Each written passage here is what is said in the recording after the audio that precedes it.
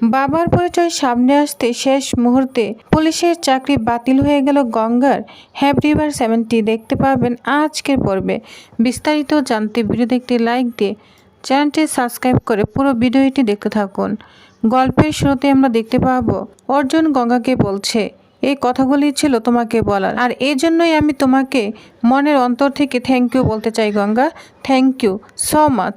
এদিকে অহনা এবং শালমণি যা দেখে অনেক রাগ হতে থাকে। অহনা তো গঙ্গা এবং অর্জুনের সামনে আসতে চাইলে শালমণি তাকে আটকে ফেলে এবং ওইখান থেকে নিয়ে যায়। এরপর অর্জুন গঙ্গাকে বলে, কি ব্যাপার গঙ্গা, মিঠি গঙ্গা যাবে না নাকি? তখন গঙ্গা ইমোশনাল হয়ে কান্না করছে, বলছে এই দেখো আবার কান্নাকাটি করছে, ইমোশনাল হয়ে পড়ছে। কোনো দরকার নেই, বুঝতে পেরেছ? কোনো কান্নাকাটি করবে না। চলো আমরা তোমার বাড়ি চলে যাই, প্রসাদ নিয়ে যাব, খুব খুশি হবে তাই না? যা শুনে গঙ্গা অনেক খুশি হয়ে যায়, অবাক হয়ে অর্জুনের দিকে তাকিয়ে থাকে। এদিকে শালমণি অহনাকে বলছে, আমি যখন বললাম যে অর্জুন গঙ্গাকে চোখে হারাচ্ছে, আমার কথা তো বিশ্বাস করলে না। যেভাবে অর্জুন গঙ্গার হাতটা ধরে ধন্যবাদ বলছিল। আচ্ছা অহনা, তোমার কি এখনো কোনো কিছু বলার আছে? অহনা তখন বলে, তুমি কি কাটা গিয়ে নাচে দিচ্ছ? আমি না আমার জ্বালায় মরছি। অর্জুন এটা কি করছে? একটা বস্তির কালচারের মধ্যে ঢুকে পড়ছে। শালমণি বলে, হ্যাঁ, তার উপর আবার ওই মিঠি গঙ্গার বস্তির লোকদের 5,000 টাকা করে দিল রথে। শুধু শ্বশুরবাড়ির লোক বলে। আমি না এগুলো জাস্ট ভাবতে পারছি না। আচ্ছা অহনা, কিছু করো, বুঝতে পেরেছ? কিছু করো, তা না হলে শুধু বসে বসে আস্ফলনই করতে থাকবে। ওদিকে গঙ্গা এবং অর্জুনের মিলন হয়ে যাবে। অহনা তখন বলে, তাহলে এখন আমি কি করব? শালমণি তখন বলে, আস্তে আস্তে অর্জুনের উপর যে বিশ্বাসটা গঙ্গার উপর তৈরি হয়েছে সেটা ভাঙ্গন ধরাতে হবে। অহনা বলে, আর কি করব আমি? রাগের মাথায় সুসাইডের একটা বেকার নাটক করলাম, সেটাও ধরা পড়ে গেলাম। খুব ভুল ছিল চালটা, কি করব বুঝতে পারছি না। আচ্ছা মেঘনাথ দা কোথায়? আজকে রথের উৎসবে মেঘনাথ দা ছিল না? শালমণি বলে, না ছিল না। এরপর সাথে সাথে অহনা মেঘনাথকে ফোন দেয়। এদিকে মেঘনাথ তো কাজে ব্যস্ত রয়েছে। ফোন ধরে বলে, হ্যাঁ ম্যাডাম বলুন, কিছু প্রয়োজন?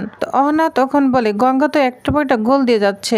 মেঘনাথ দা বাড়িতে রথযাত্রার উৎসব করছে, অর্জুন তো একেবারে গদগদ হয়ে গিয়েছে। ইনফ্যাক্ট আমি তো আজকে নিজের চোখে দেখলাম অর্জুন গঙ্গার হাত ধরে গদগদ হয়ে ধন্যবাদ বলছে। কি করছি আমরা এরকমভাবে হাত পা গুটিয়ে বসে থাকবো? কিছু তো করো।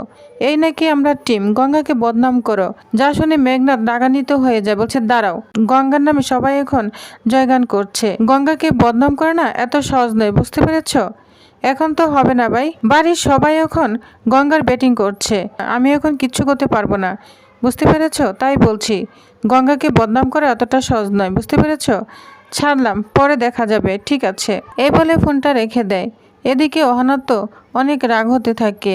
মেঘনাথ বলে, মুখের কথা, বদনাম করে দাও। এমনিতেই আমি কাজ নিয়ে পারছি না, একটা পর একটা টেনশনে আছি, আর বললেই হলো বদনাম করে দাও। এটা বলে মেঘনাথ রাগ হতে থাকে। তখনই তার বাবার কথা মনে পড়ে। প্রত্যেকটা মানুষের জীবনে একটা করে অতীত থাকে।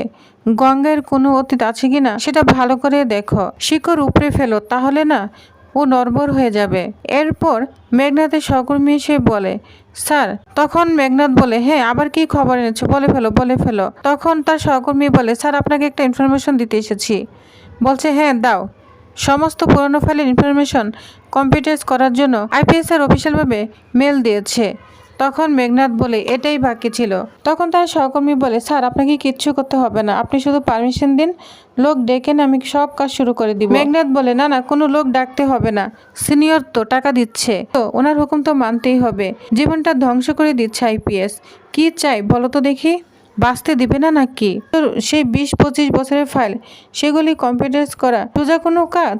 ঠিক আছে আমিই করব, উনি যেহেতু চাচ্ছে আমাকেই করতে হবে। এরপর সে স্টোর রুমে চলে যায় তার সহকর্মীকে নিয়ে।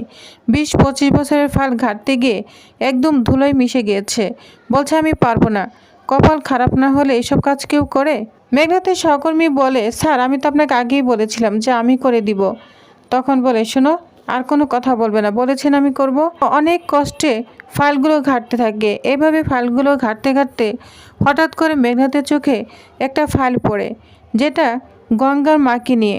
সেখানে দেখা যাচ্ছে তারেক মাস্তান নামে একটি লোকের সঙ্গে তার মায়ের খুব অন্তরঙ্গ একটা ছবি, যা দেখে মেঘনাথ পুরোই চমকে যায় আর খুব খুশি হয়ে যায়। বলছে, এটা তো দেখছি গঙ্গার মা, তারেক দাস, তার মানে তারেক মাস্তান। গঙ্গার মায়ের সঙ্গে তারেক মাস্তানের কি সম্পর্ক?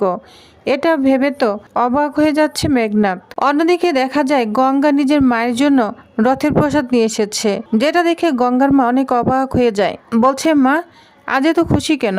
গঙ্গা তখন বলে, মনে হচ্ছে কাল আমার চাকরিটা চিঠি চলে আসবে।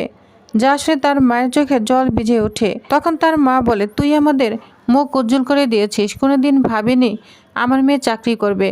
গঙ্গা তখন বলে, সবটাই ছাড়ের জন্য, উনি না থাকলে আজ আমি এ জায়গায় পৌঁছাতে পারতাম না। তখন গঙ্গা বলে, চাকরিটা হয়ে গেলে তোকে ছোট্ট একটা বাড়ি করে দেব মা, আর কষ্ট করে এই ভাঙ্গা ঘরে থাকতে হবে না। গঙ্গার মা তখন বলে, আগে চাকরিটা হোক, মাসের বেতন পা, এভাবে প্রত্যেক মাসের বেতন টাকা জমে তারপর না হয় দেখা যাবে। মা মেয়ের এই আবেগঘন মুহূর্ত দেখে অর্জুনের চোখে জল চলে আসে, কারণ অর্জুন পেছন দিক থেকে সব দেখছে। তখনই গঙ্গার মা অর্জুনকে দেখে ফেলে, বলছে, আসুন, আপনি আসুন। গঙ্গার যে কি হয়েছে, পাগলামি করছে। তখন অর্জুন বলে, আপনি আমাদের সঙ্গে চলুন, কাল গঙ্গার জীবনে সবচেয়ে বড় দিন, চাকরির চিঠিটা আপনি নিজের হাতে খুলবেন। গঙ্গার মা প্রথমে রাজি হচ্ছিল না, মেয়ের শ্বশুরবাড়িতে রাত কাটানো আমার ঠিক হবে না। অর্জুন তখন বলে, আপনি শ্বশুরবাড়ি ভাবছেন কেন? এটা আপনার নিজের ছেলে বাড়ি ভাবুন। এদিকে গঙ্গা মনে মনে ভাবে, এর জন্য তো স্যারকে আমি এত ভালোবাসি, এত সম্মান করি। স্যার কিভাবে আমার মাকে এত সম্মান দিচ্ছেন? শেষ পর্যন্ত অর্জুনের অনুরোধে গঙ্গার মা রাজি হয়ে যায়। বলছে, ঠিক আছে, আমি যাব, তবে আমি আগে যেখানে ছিলাম সেখানেই থাকবো। অর্জুন তখন বলে, কেন? আপনি গঙ্গার সঙ্গে থাকবেন, কোনো সমস্যা নেই।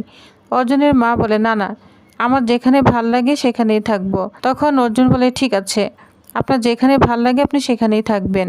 অন্যদিকে মেঘনাথ গঙ্গার মায়ের পুরনো ফাইলটা নিয়ে ঘাটছে, সমস্ত তথ্য প্রমাণ আরো ভালোভাবে খুঁটিয়ে খুঁটিয়ে দেখছে। সব প্রমাণ হাতে পেয়ে নিজের মনে বলে, তাহলে গঙ্গার সঙ্গে তারেক মাস্তানের সত্যি সম্পর্ক আছে। যদি এটা সত্যি হয় তাহলে পুলিশের চাকরি আর হবে না গঙ্গার।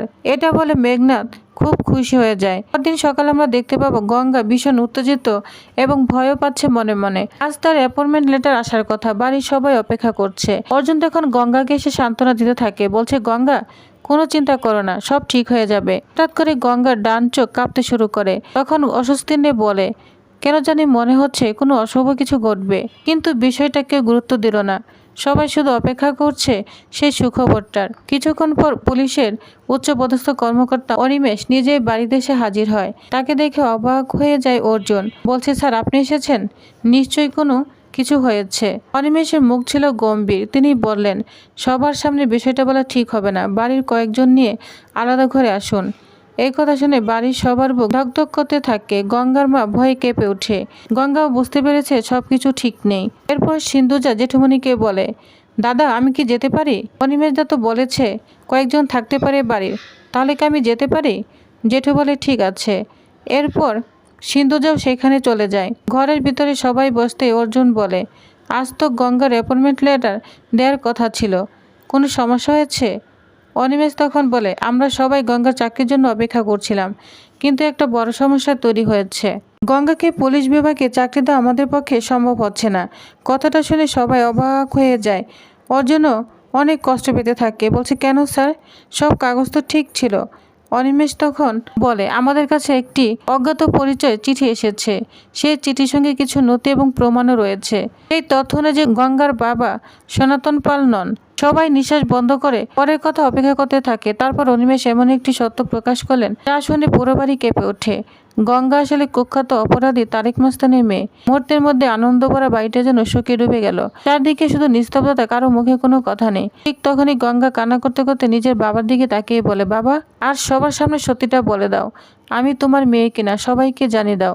গঙ্গার এই আর্তনাদের মধ্যে শেষ হলো আজকের পর্বের আপডেট। তো প্রিভিয়াস নেক্সট আকর্ষণীয় পর্বে আর কি হতে চলেছে জানতে অবশ্যই আমার সাথেই থাকুন। ধন্যবাদ।